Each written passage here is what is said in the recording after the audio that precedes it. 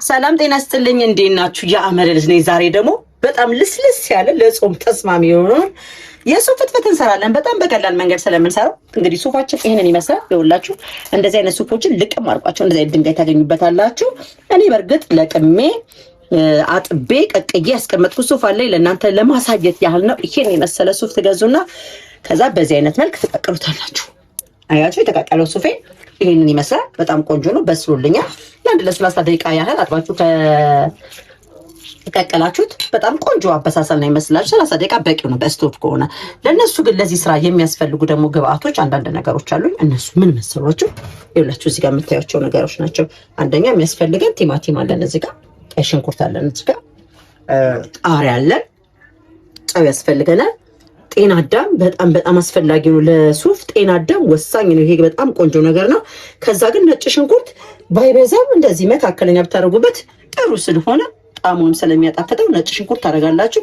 ግብአቶች እነዚህን ይመስላሉ እና እንደዚህ አይነት ሱፎችን የምንመገበው በአብዛኛውን ጊዜ በጾም ሰዓት ስለሆነ በጾም ሰዓት ሁላችሁም ተመገቡ። በጣም ቆንጆ ነው፣ ለስለስ ያለ ለጨጓራችሁ። ይሄ ደግሞ ከሰዓት ላይ በተለይ ስትበሉት አሪፍ ቅዝቃዜው እንዴት ደስ እንደሚል ከሽሮ ጋር ከምስር ጋር በጁስ መልክም መጠጣት ትችላላችሁ። መጀመሪያ ሽንኩርታችንን ነው የምንከትፈው። ሽንኩርቴን ልጬ ስላዘጋጀው ሽንኩርታችን እንደዚህ አድርገን ድቅቅ እናደርገውና እንከትፋለን። ሱፍ በአብዛኛውን ጊዜ እንግዲህ የምንመገበው በጾም ሰዓት ነው። ነገር ግን በጾም ሰዓት ደስ ስለለመድን ነው እንጂ ፍትፍቱ ቀርቶብን በጾም ባልሆነ ሰዓት ላይ ራሱ የሱፍ ጁስ መጠጣት በጣም ጠቃሚ ነገር ስለሆነ በተቻላችሁ መጠን ከጾሙ በኋላ ሱፉ ትንሽ ረከስ ሲልላችሁ ደግሞ በጁስ መልክ ጠጡ። ቀዝቃዛ ውሃ ዝም ብሎ ከመጠጣት ሱፍ መጠጣት የቅባት እህሎችን ስለሚተካው ለጤናችን በጣም ጠቃሚ ነው። እንደዚህ አድርገን አነስ ያሉ ሽንኩርቶች ስለሆኑ እነዚህ ደቀቅ አድርጌ እከትፋቸዋለሁ። መጀመሪያ በቃ ትልቁ ስራ ሱፍ ላይ ስትሰሩት እንደሚታወቀው መልቀም ነው።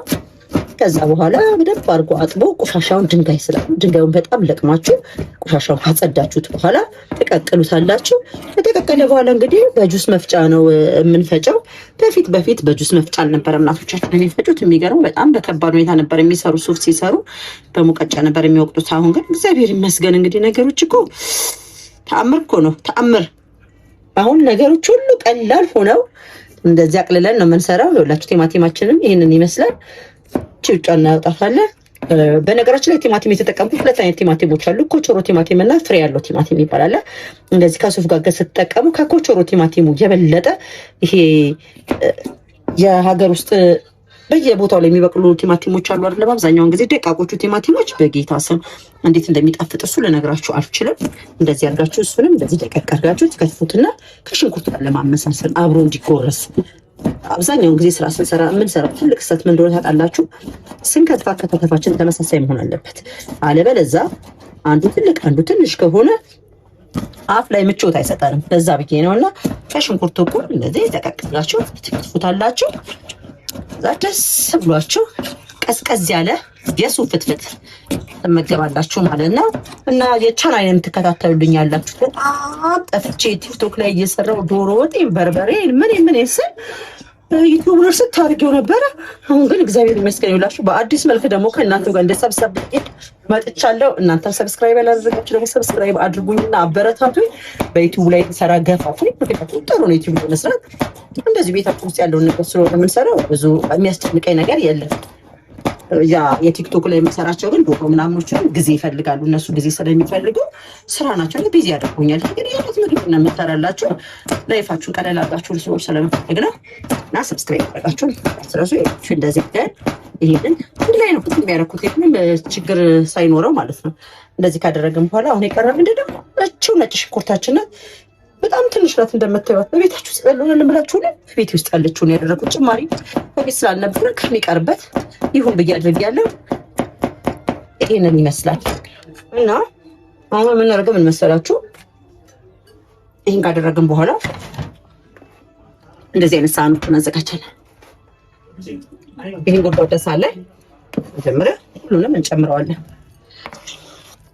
የሚያዘጋጀውን ውህድ በአንድ ላይ ነው የማደርገው። በአንድ ላይ ካደረኩ በኋላ አሁን የቀረኝ ምን መሰላችሁ? ጨው ነው። ጨዊንም ያው ጨዋችንን እንደዚህ እናደርጋለን። ጤና አዳማችንንም እንደዚህ እናደርጋለን። አሁን ይሄንን ሙሉ ለሙሉ ጨርስን ማለት ነው። ይሄን አነሳና ወዴት እንሄዳለን መሰላችሁ? ወደ ሱፋችን። ሱፋችንን ደግሞ የጁስ መፍጫ ማሽን ካላችሁ በጣም ቀለል ባለ መንገድ ስለሚሰራ ወደ ጁስ መፍጫው እንደዚህ አድርጋችሁ ጨምሩታላችሁ። ከዛ ጁሳችንን ፈጭተን በማጥለያ በደንብ አድርገን ወፈር አድርገን እንፍጨው። በነገራችን ላይ ይሄንን እንደዚህ ሳዘጋጅ ምን አዘጋጅቻለሁ መሰላችሁ? ቀዝቃዛ ውሃ ማዘጋጀት አለባችሁ። እኔ ቀን የቀቀልኩት ትንሽ ሰዓት አርፎልኛል። ግን ቀዝቃዛ ውሃ ደግሞ ፍሪጅ ውስጥ ብታደርጉ ሱፉ በተቻላችሁ መጠን በጣም ቆንጆ ስለሚሆን ቀዝቃዛ ውሃ ፍሪጅ ውስጥ አለን እና ፍሪጅ ነው የማወጣው። ያ ቀዝቃዛ ነው። ይሄንን ፈጭና ደግሞ በማጥለያ አጥለንን አብረን እንገናኛለን። አሁን በመፍጫዬ ድምፁ ሊረብሻችሁ ይችላል።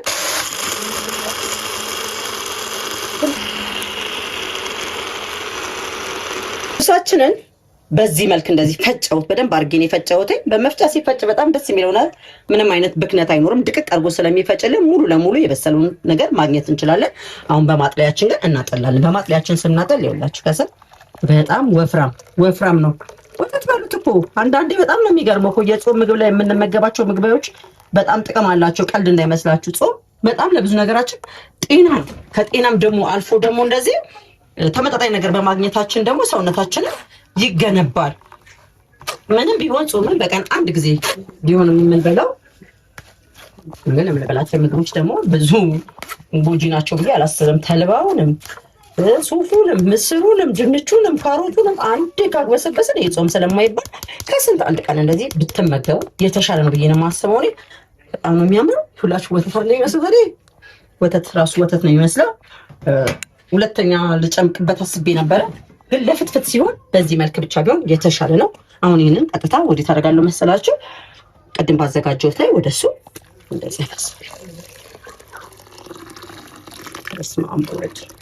ቀሪው እዚህ ላይ አሳያችሁ። ይሄንን ከማጥለያ እንኳን እንደዚህ ይወጣል። ስለዚህ እንደዚህ በደንብ አድርገን እናጠለዋለን። ይሄንን አንጨምረውም። አሁን እዚህ ላይ ምንድነው የምናደርገው? እንጀራችንን ነው የምንጨምረው። እንጀራችንን ፈትፈት አድርገን አብረን እንመገባለን። እንደምታዩት እንደዚህ ከጨመርን በኋላ እንደዚህ አድርገን እናቀላቅለዋለን። ለትንሽ ሰዓት እንደዚህ ማማስለው ለምን ታውቃላችሁ? የጤና አዳሙ እዚህ ጋር ሽታው ቴስቱ ሲመጣላችሁ ወተት ነው የሚለው። በስመ አብ እንዴት እንደሚያምር ልነግራችሁ አልችልም። አሁን ጨውን ቀምሳለሁ። ለማንኛውም በጣም አሪፍ ነው። እላችሁ እንጀራዬን ደግሞ እንደዚህ አድርጌ በዚህ መልክ ቆርጬዋለሁ።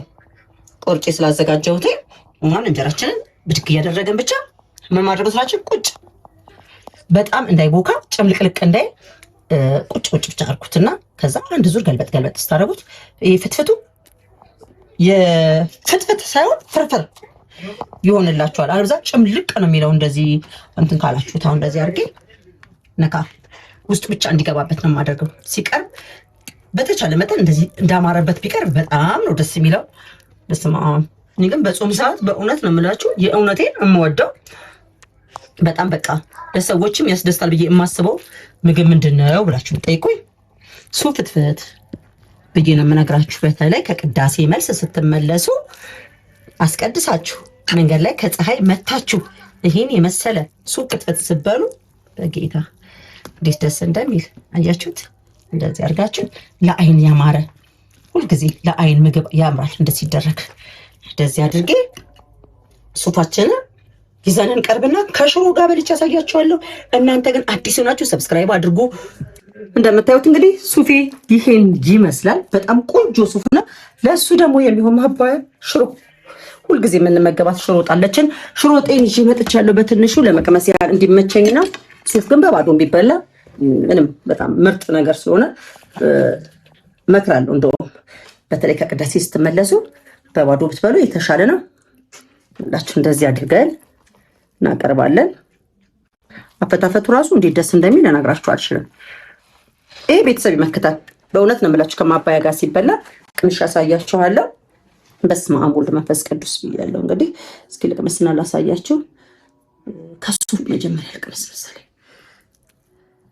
በስመ አብ ሽታው ራሱ ጤና አዳሙ እኮ በቃ ወተት ነው የሚለው።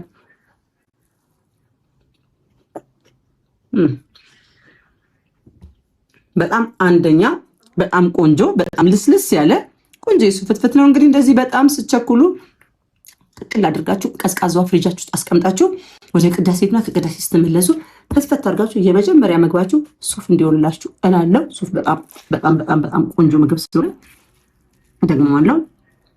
አንድ ድጋሚ በጣም ነው የሚጣፍጠው። ጊዜ ሰጣችሁ ስለተከታተላችሁኝ፣ ስላያችሁኝ፣ ሰብስክራይብ ስላደረጋችሁልኝ፣ ለሌሎች ደግሞ ሼር እያደረጋችሁኝ ደርሰኝ ስላደረጋችሁልኝ በጣም አድርጌ ነው የማመሰግነው። በሌላ ጊዜ እስከምንገናኝ ደግሞ ቻው።